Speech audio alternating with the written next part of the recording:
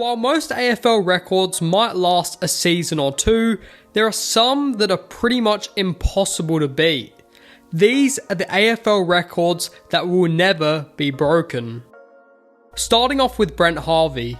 Going into the 2016 season, the record for most AFL matches by a player was 426, belonging to 7-time Hawthorn Premiership player Michael Tuck. But because Harvey had played 19 seasons for North, missing only a handful of games throughout his time, the ex-Kangaroos captain was quite close to the record. It was round 19, 2016, and Boomer walked out on the ground for his 427th game, with much applause from North fans. The day was really special. In the fourth quarter, Lindsay Thomas took a mark in the square and unselfishly passed it off to Boomer, who capped off the 23-point win with his 512th career goal. Currently, the closest player to passing this record is Scott Pendlebury, with the ex-Pies captain on 388 games, and if he chooses to play on for another 2 years at the end of this season, he'll be in the box seat to break it. In the 1980s and 1990s, Tony Lockett was an unstoppable force for St Kilda and Sydney. As one of the game's greatest ever forwards, he regularly averaged over 6 goals a game in his prime. Lockett retired at the end of 1999 with 1,357 goals, but bizarrely came back 3 years later, kicked 3 goals across 3 matches, and then left the game for good. In recent times, Buddy Franklin has been the closest to breaking the record, reaching the 1,000-goal milestone in early 2022. But he couldn't do it, retiring in mid-2023, falling 294 goals short. Nobody has kicked 100 goals in a season in 16 years since Buddy did it in 2008. Jeremy Cameron is the most on track for the record out of any current players, with 598 goals at the age of 31. Maybe if he plays till he's 45 years old, he might just beat the record. Geelong made history against the Brisbane Bears in 1992, kicking 37 goals to beat the Bears 239-75, and their score was the highest the AFL had ever seen. The previous record belonged to Fitzroy, who scored 238 points against Melbourne in 1979, but they'd been beaten by a singular point. Gary Ablett Sr. was the star of the show, finishing with 9 goals, but surprisingly, he nearly wasn't even the top goal scorer. 1991 number 1 draft pick John Hutton was crucial in the forward line, kicking 8 majors, which was 70% of the Bears' goals.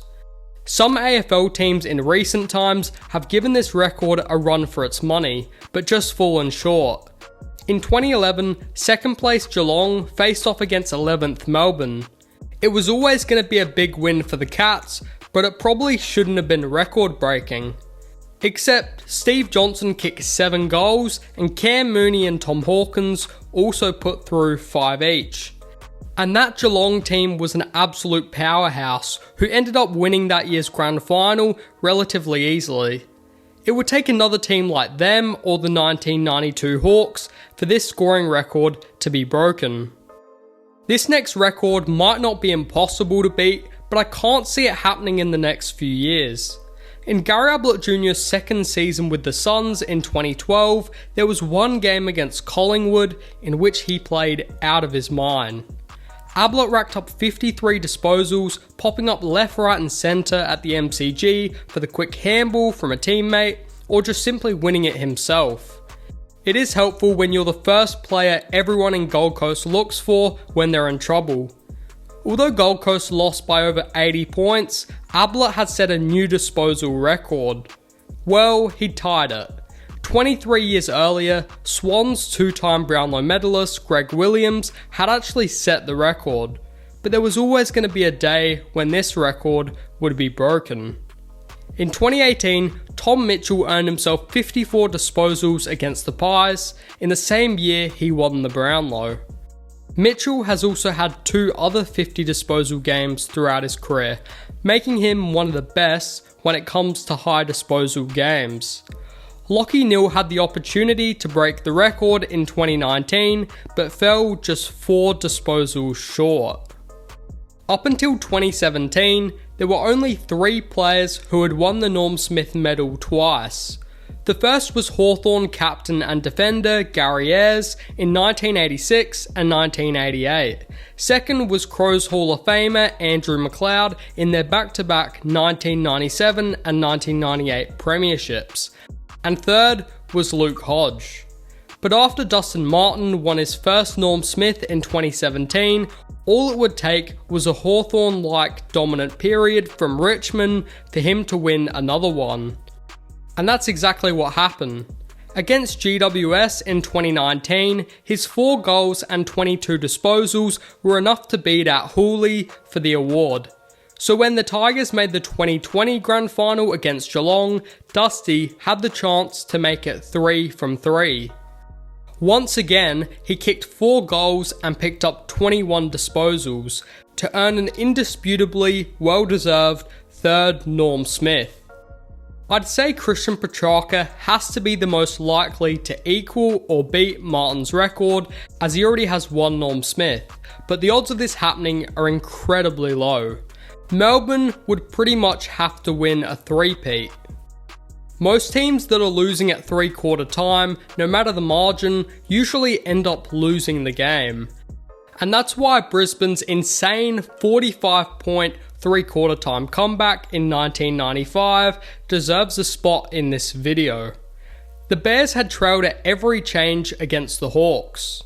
But everything changed when Hawthorn coach Peter Knights infamously moved his team into the shade to protect them from the hot Queensland sun. This completely backfired. The Bears dominated the 4th quarter, slamming through 9 goals to 1 to win by 7 points at the final siren. A 20-year-old Michael Voss led the comeback, starring with 24 disposals and 3 goals. Luckily for Brisbane, this round 16 game turned the club's entire season around, with it sparking their incredible climb from 14th to 8th on the ladder.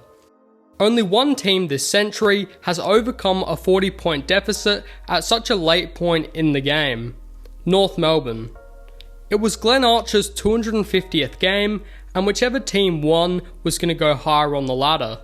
The Roos trailed by exactly 40.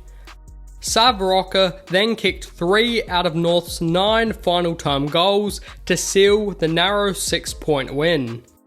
At the moment, Collingwood would have to be the most likely to break this record, considering the speed with which they move the ball. Subscribe.